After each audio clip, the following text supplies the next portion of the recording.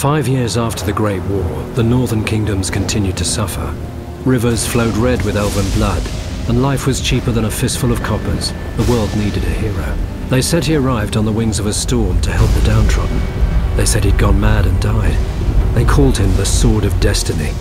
They said he returned, for only evil can vanquish evil. In truth, Geralt of Rivia reappeared, barely breathing and bereft of memory, near the Witcher's citadel of Kaer Morhen. The Wild Hunt, war's omen, sped across the sky, while in Vizima a cow gave birth to a two-headed calf. All other claims are legend. At Kaer Morhen, Geralt recovered, yet even his one-time lover, the powerful sorceress Triss Merigold, could not restore his memory. The calm would not last. Armed brigands led by the sorcerer Azar Javed and the professor, a killer for hire, attacked the citadel. Though bandit blood stained Kaer Morhen's walls, the attackers made off with their prize. The secrets of Witcher mutation, concealed for centuries, disappeared in a flash of magic. The Witchers set off on a search, as tradition ordained, to the four corners of the world. Geralt of Rivia went south to the Temerian capital of Vizima, where he'd once cured a princess of a curse. When the cat is away, King Foltest was nowhere in sight and Vizima was in turmoil. The Order of the Flaming Rose, Grand Master Jacques de Aldersberg at its head, pursued its crusade against non-humans. With whips and chains, swords and fire, the Order's ruthless steel-clad knights hunted all those they deemed strange for their ears or their stature. In Vizima, the Witcher picked up the bandits' trail.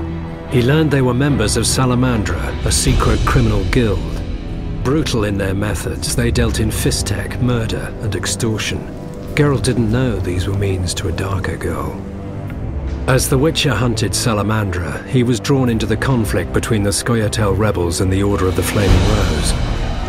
The two sides finally clashed in the swamp near Vizima. Knights of the Order and Scoia'tael fought a bloody battle, while Geralt faced Azar Javed and the Professor. The mage felled Geralt with powerful spells, leaving him as fodder for swamp monsters. Triss saved the Witcher's life. He recovered under her nurturing hand. She introduced him to powerful politicians and influential merchant guildsmen.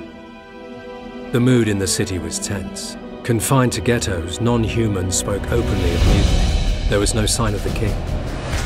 Geralt found allies for his struggle against Salamandra. The Witcher resumed his hunt.